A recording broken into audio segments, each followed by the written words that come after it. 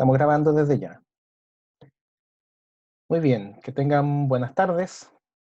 Espero que hayan tenido una buena semana y que ya se note la llegada de la primavera en sus diferentes lugares donde habitan, donde viven.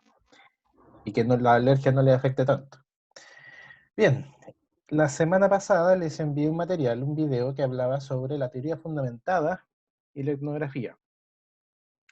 Y se hablaba de la teoría fundamentada. Voy a visualizar mejor la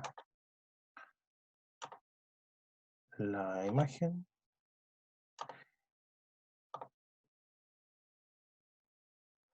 Ya.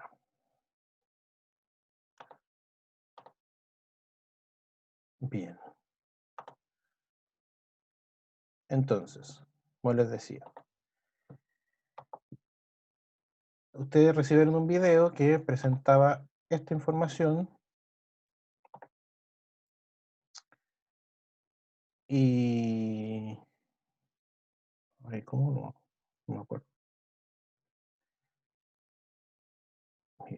Mi computador que se pega. Bien, como les decía, se pegó. Estábamos viendo la semana pasada los métodos cualitativos en el video que les compartí, y se hablaba de la teoría fundamentada y la etnografía. En la teoría fundamentada se hablaban de ciertas categorías, o ciertos criterios, perdón, que me imagino que surgen dudas al respecto, en lo que corresponde a fenómenos, categorización, codificación y distintos términos que aquí aparecen. ¿Alguien quisiera tomar la palabra? ¿Tiene alguna duda, algún comentario, algo que señalar al respecto?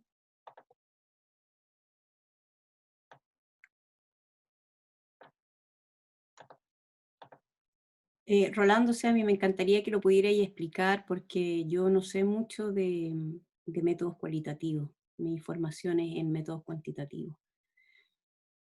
Ya.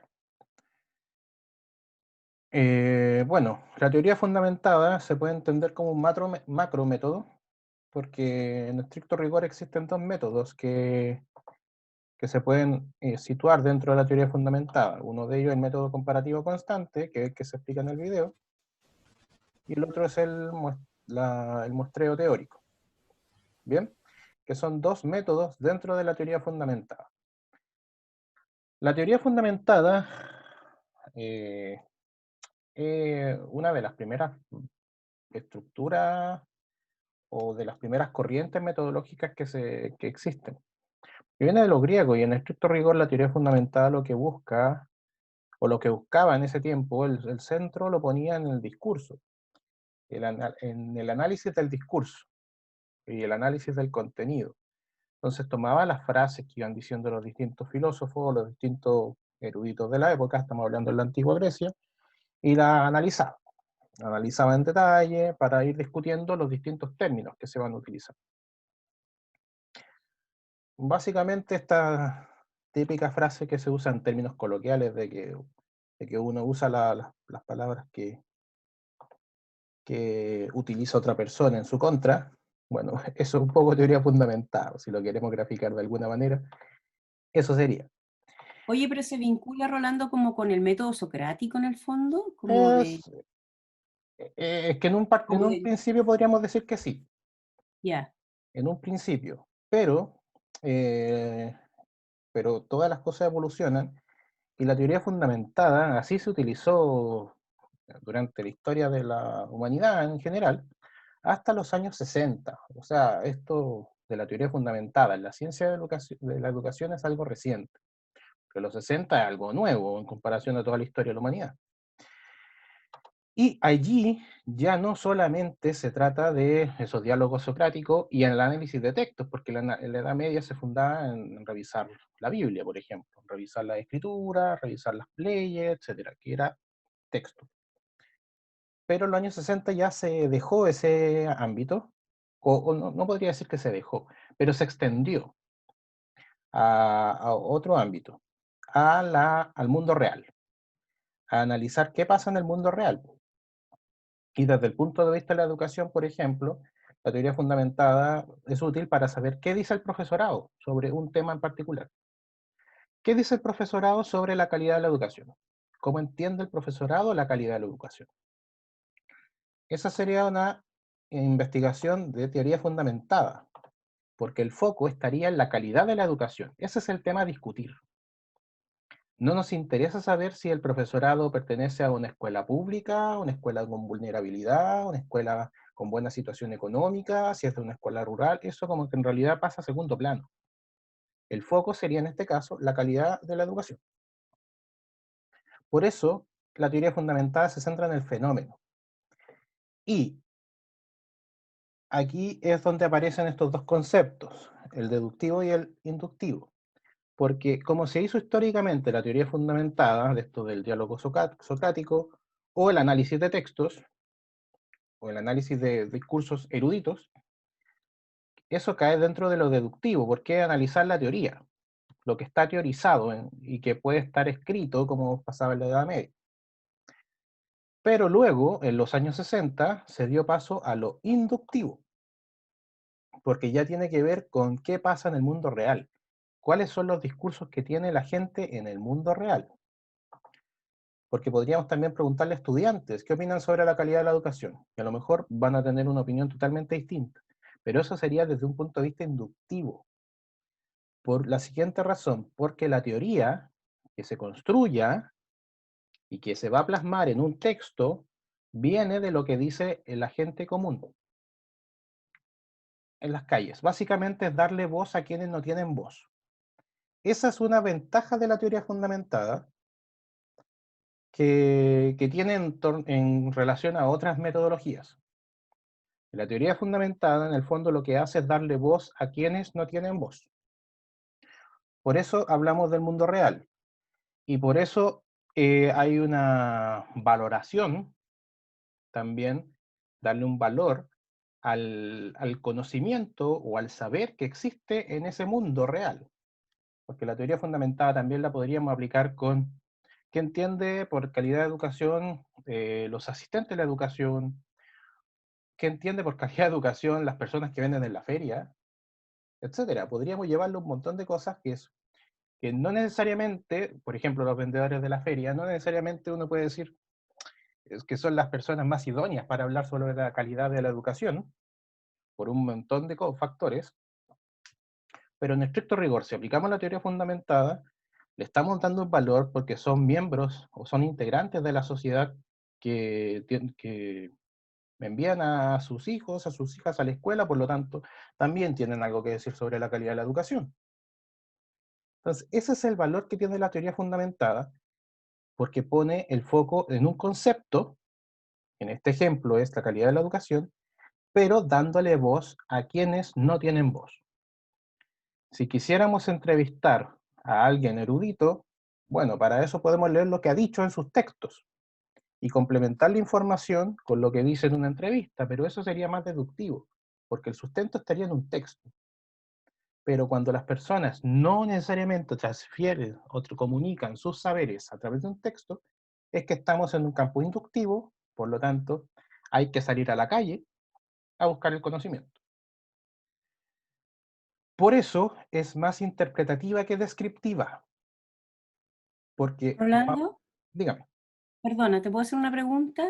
¿sí? O sea, en el fondo, por lo que te estoy entendiendo, la realidad sería definida como la sumatoria de las interpretaciones de los miembros sometidos a esa realidad, digamos, ¿no? Como, o sea, si uno pensara como el lenguaje maturanesco, es como el tema de las de coordinaciones de acción, en el fondo, ¿no? Como que la realidad es nuestra interpretación de ella. ¿A eso se refiere?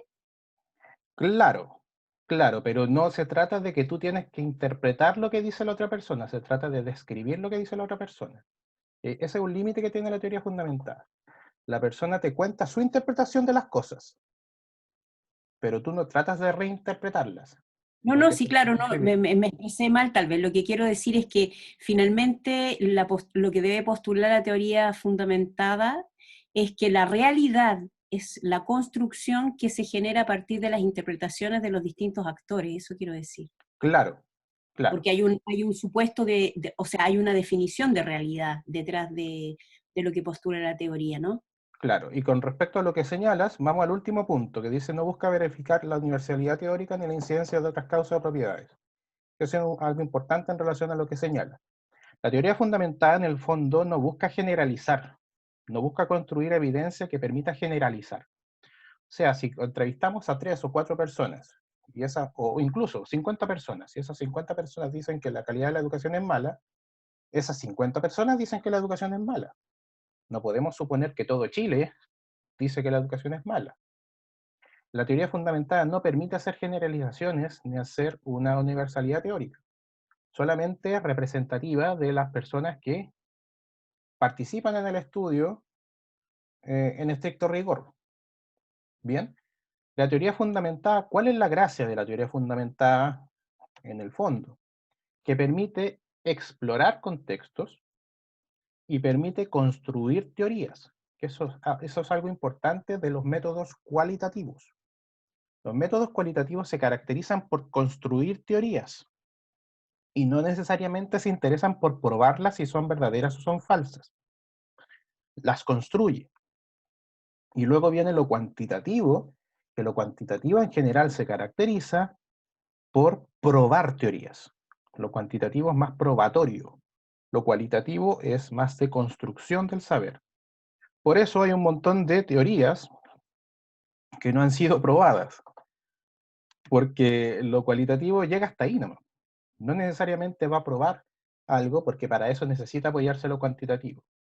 Por eso es importante que dominen ambos mundos. ¿En qué quedó? Rolando, o sea, Sí, en el fondo una investigación-acción estaría dentro de este marco, ¿no? una investigación-acción es otra cosa, pero tiene parte de esto. Una investigación-acción es un método en sí mismo. Una investigación-acción la puedes entender como un método cualitativo, pero Ajá, también lo puedes entender como un método mixto, ya. cualitativo-cuantitativo. Entonces, claro, la investigación-acción podría tener algo de esto, pero no necesariamente. No necesariamente. No podría decir que toda investigación-acción toma la teoría fundamental. ¿Bien? Porque está el otro método también, que es el que vamos a discutir en un momento más. Bueno, aquí se habla de procesos de categorización y codificación, que esos son conceptos que vamos a hablar en otra clase, cuando nos centremos en los análisis de datos, puesto que son un poco más complejos de abordar. Y tengo una guía preparada para ello, en todo caso. Así que yo creo que el otro viernes ya les estaré enviando esa guía.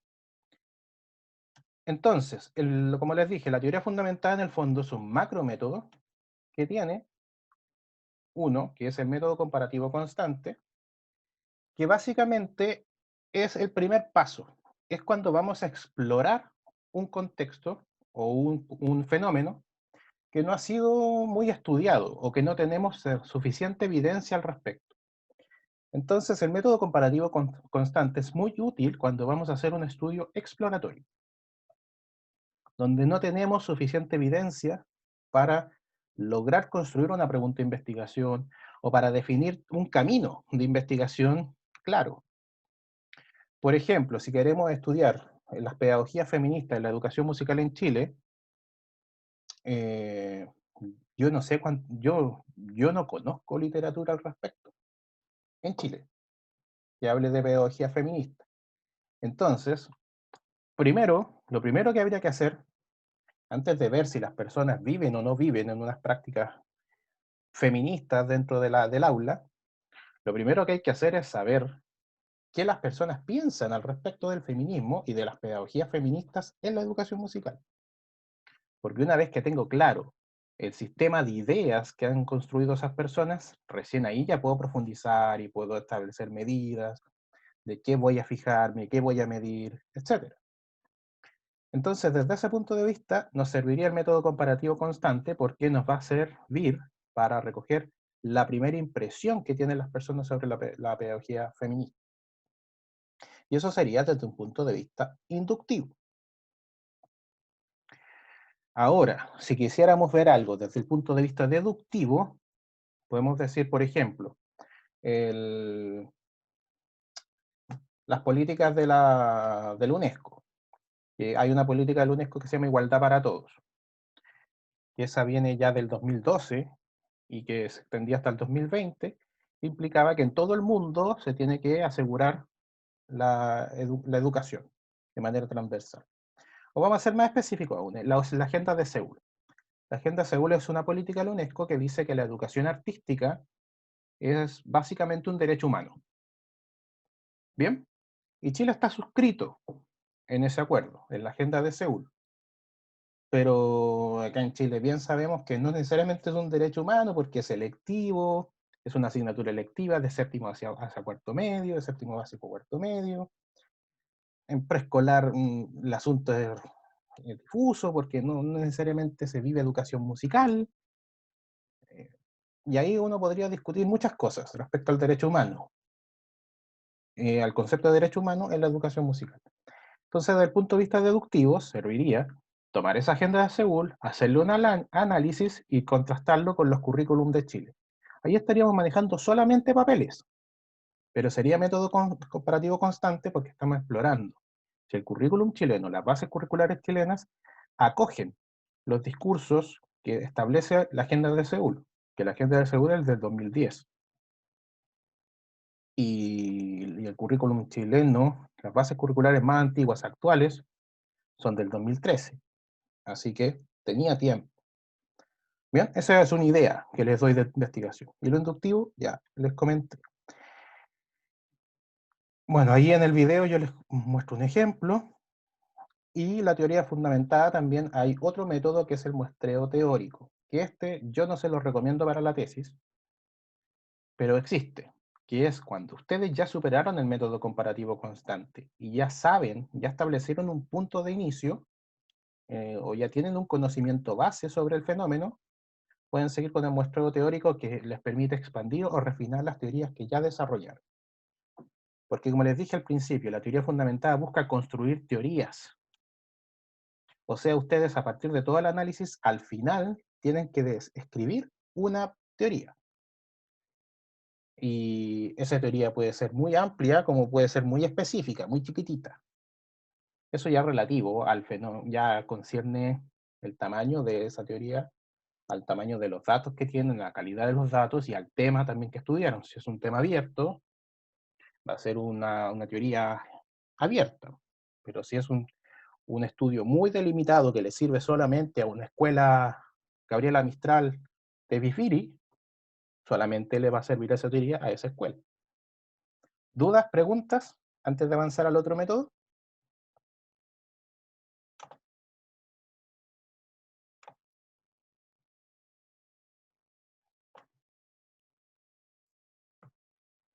Bien, seguimos entonces.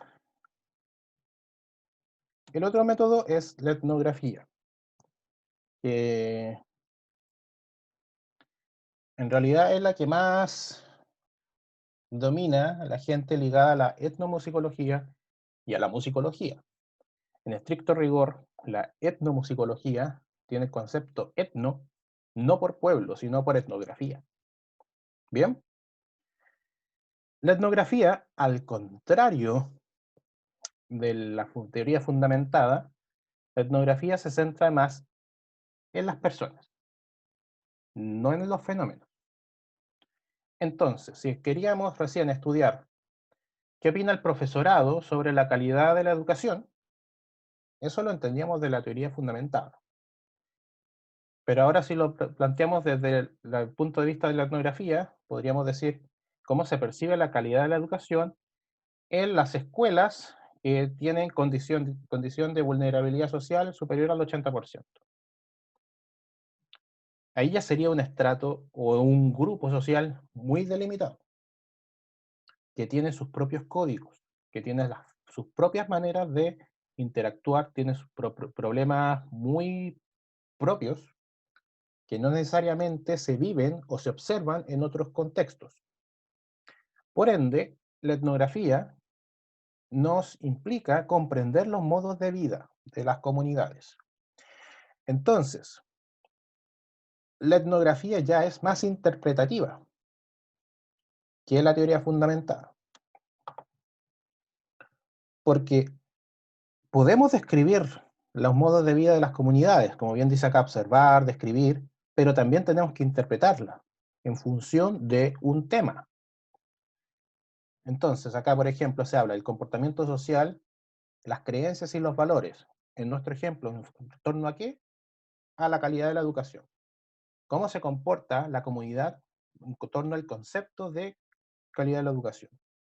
¿Qué piensa o qué creencias ha construido la comunidad educativa sobre la calidad de la educación? ¿Y qué valores han desarrollado en torno al concepto de calidad de la educación? Se dan cuenta que pueden arrojar a distintas líneas a modo de ejercicio.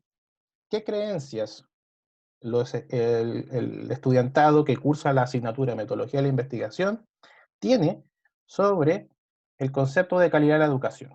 Dejo abierto el micrófono. ¿Qué piensan ustedes sobre la calidad de la educación?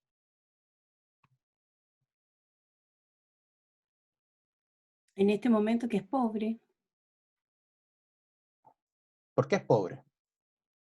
Por favor. eh, es pobre porque no es equitativa, no es la misma educación para todos los niños, porque como la educación está vinculada con la cosa de los ingresos económicos, ¿no? Como depende del ingreso del colegio y de la familia, eh, como las cosas que los niños puedan tener acceso, ¿no? Como en términos de materiales, es súper inequitativa y eso ya hace que la calidad no sea buena, digamos, ¿no? Y además que no existe un verdadero sistema de mejoramiento de la calidad de la educación, digamos, lo que hay es supervisión, control, jerarquización de colegios, cualquier cosa menos, realmente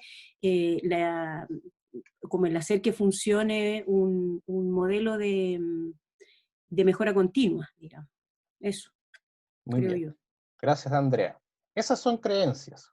Ahora la pregunta es, ¿cómo se comportan ustedes ante o cómo se comportan ustedes para enfrentar la situación que están viviendo en torno a la calidad de la educación?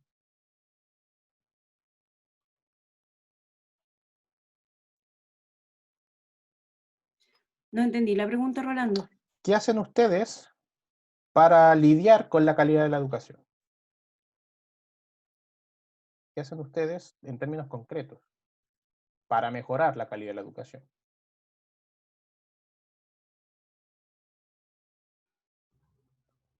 Pucha, los que pueden invertir recursos, los que no pueden, no sé, usar la tecnología, por ejemplo, como para salvar la brecha, si es que entiendo bien tu pregunta. Sí, sí. Básicamente a lo que quiero llegar, gracias Andrea por participar, a lo que quiero llegar es que una cosa son las creencias, que es lo que la gente dice hacer, o dice vivir, o dice percibir, o dice experimentar, y otra cosa es lo que hace. Son cosas muy distintas. Y la etnografía hay que tomar las dos. En la teoría fundamental nos bastaba con el discurso. En realidad no tenemos que ir al contraste para ver si las personas están haciendo eso o no. Pero en la etnografía no nos basta el discurso, porque el discurso, a través de una entrevista, por ejemplo, la participación de Andrea en torno a las creencias de por qué es pobre la educación, eh, eso lo podríamos sacar desde una entrevista. Pero en una etnografía también es necesaria la observación, de observar en el aula, por ejemplo, cómo Andrea se comportaría para que la calidad de su educación musical sea buena. Entonces la etnografía implica observar, como aquí dice, centrarse en la observación. No basta, repito, con la discusión o con revisar o conocer los discursos de las personas, sino que también hay que observar cómo se comporta en el contexto real. Esa es una característica de la etnografía, porque allí de esa manera se entienden los códigos que se manejan dentro de esa comunidad o de ese grupo humano.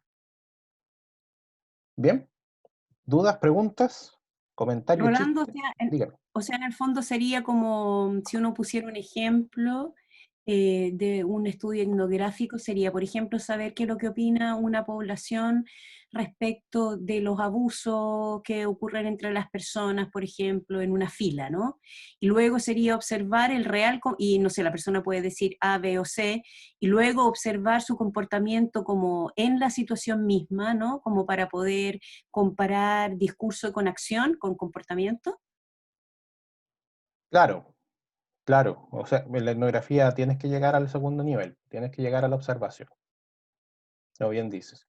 La primera recogida para ver cómo piensan lo puedes hacer mediante entrevistas, lo puedes hacer mediante encuestas, etcétera, pero luego tiene que haber un contraste con la observación. O a lo mejor ni siquiera haces el recorrido por la entrevista o la recogida de datos mediante encuestas, sino directamente te vas a la observación. Eso también es legítimo, ir directamente a la observación. Los etnomusicólogos en general van directamente a observar y durante la observación van dialogando. Bueno, depende también de la metodología que se aplique en cada estudio. Pero en estricto rigor, por lo que yo conozco, yo no soy etnomusicólogo, pero por lo que conozco, primero va la observación y luego poco a poco van sacando información de las creencias.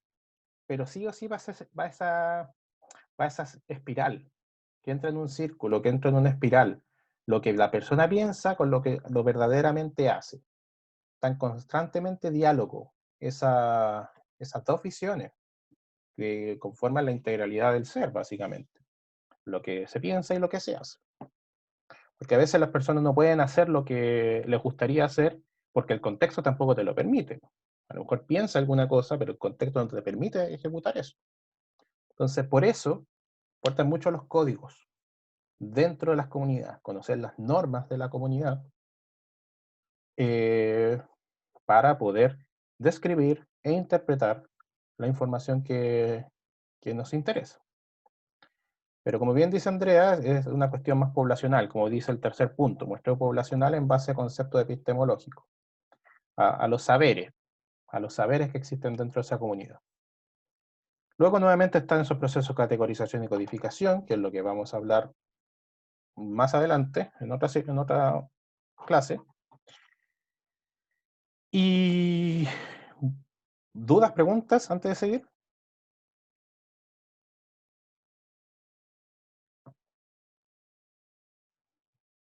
Ya. Entonces, aquí el último punto tiene que ver también con lo que hablábamos de los códigos o las normas sociales, porque hay condiciones histórico-sociales que influyen. Las personas se comportan de alguna manera porque anteriormente aprendieron una lección que les llevó a comportarse de esa manera. Las cosas no son porque sí. Entonces hay que conocer también esa historia, las historias personales de las personas que estamos observando, para que nuestra descripción e interpretación de datos tenga, tenga sentido, tenga sentido en términos científicos. A ver, algo importante que yo dije también en el video, la etnografía es maravillosa en el sentido de que uno puede comprender las comunidades, puede comprender cómo se interactúa dentro de una comunidad, cómo los distintos agentes de esa población o de ese grupo humano interactúan, lo cual es súper rico para comprender a esa comunidad, o comprender esa cultura, y también, no, ¿por qué no?, para extrapolar esos saberes de esa comunidad a otras comunidades, a otros grupos humanos. Pero ciertamente la etnografía también tiene una desventaja, como todos los métodos. Nada es perfecto, todo es perfectible. Y la desventaja de la etnografía es que puede caer en prácticas de apropiación cultural. No digo que la etnografía en sí es apropiación, no. Digo que es perfectamente viable caer si es que no se hace una etnografía responsable, porque básicamente implica tomar el saber de la comunidad, esos códigos de una comunidad o de un grupo cultural, teorizarlos, es decir, llevarlos a un trabajo científico, ya sea tesis, artículo, libro, etcétera, teorizarlo, y luego esa persona que hizo el estudio es la erudita en torno a esos saberes culturales y términos colonialistas, esa persona que hizo el estudio sabe más que la misma gente que vive en la comunidad. Esos son los peligros que representan la etnografía. Y ya, así que es necesario que tomen en cuenta que eso es un factor, que hay que estar luchando con la etnografía. Son sesgos que tiene el método con los cuales hay que estar lidiando. Por eso es importante el respeto por la comunidad y aplicar la etnografía en realidad porque hay un valor, porque hay un respeto hacia esas prácticas de las comunidades. No hay un afán de engrandecer el ego mediante la práctica científica. Bien, ¿dudas, preguntas?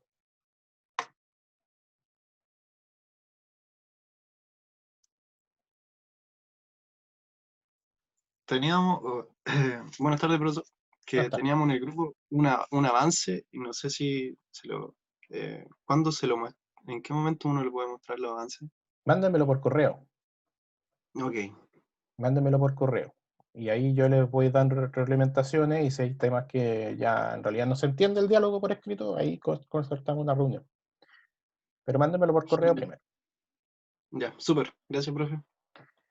Ya. En eso con la etnografía. Y bueno, ahí en el video también les doy un ejemplo de etnografía. Eso con lo que tiene que ver con los métodos cualitativos.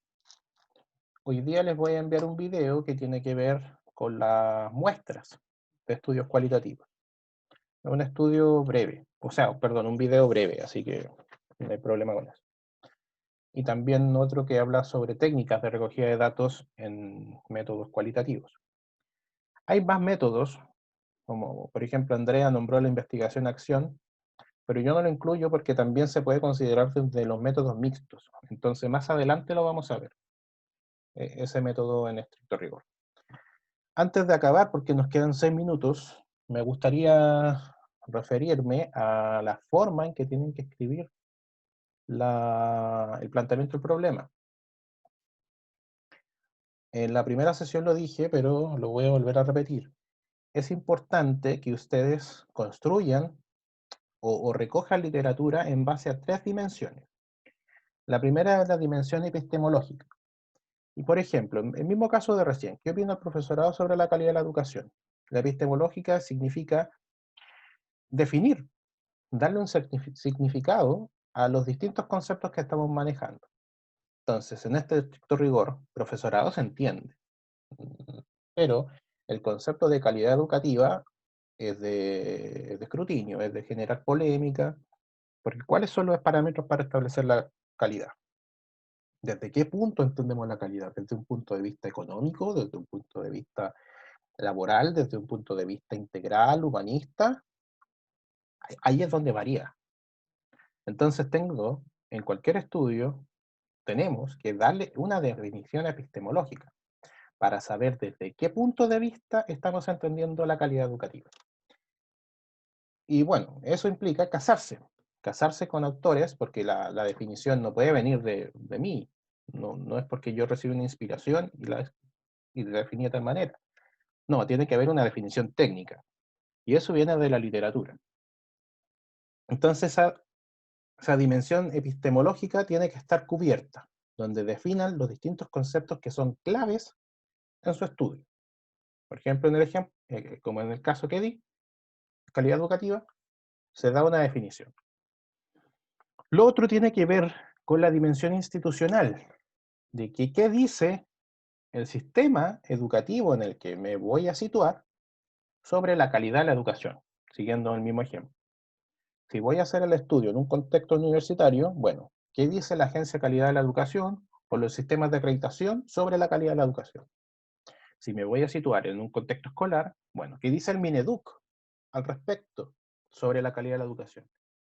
¿Se entiende? Eso implica ir a buscar las normativas o los documentos legales, políticas públicas o curriculares que establecen las distintas agencias en el cual mi estudio tiene atingencia. Eso sería la dimensión institucional. Conocer qué dice la institución, qué me importa en el estudio. Y por último hay una dimensión didáctica. saber qué se ha hecho precisamente en el aula y qué se ha documentado ya en estudios previos. Por ejemplo, ¿qué opina el profesorado sobre la calidad de la educación? Bueno, tengo que buscar artículos o libros que ya reporten lo que cuenta el profesorado o que da cuenta de cómo el profesorado percibe o piensa que se vive la calidad de la educación. Da lo mismo si el estudio es de acá de Chile, de España, de Hong Kong, eso como que en realidad da lo mismo. Lo que importa es que ustedes vayan recopilando información que esté documentada, pero que provenga del mundo real. No que sea un autor teorizando la calidad educativa, sino que sea un estudio que diga cómo el profesorado que está todo el día o todos los días en el aula vive la calidad educativa o se comporta para mejorar la calidad educativa de su propio quehacer. Esos tres niveles, dimensión epistemológica, institucional y didáctica, son importantes porque permiten comprender el fenómeno de estudio o la comunidad de estudio desde los distintos puntos de vista. La epistemológica me permite comprender el concepto en términos teóricos. La institucional me permite comprender el concepto desde un punto de vista, valga la redundancia, institucional, en el mundo en que me estoy moviendo. O sea, un autor puede tener una teoría X, pero a lo mejor la institución la vive de otra manera, la piensa de otra manera, y tengo que ver cómo las dos calzan. Y por último, la dimensión didáctica es lo que se ha reportado del mundo real. Entonces ya no es solamente papel, es lo que se ha visto en el mundo real.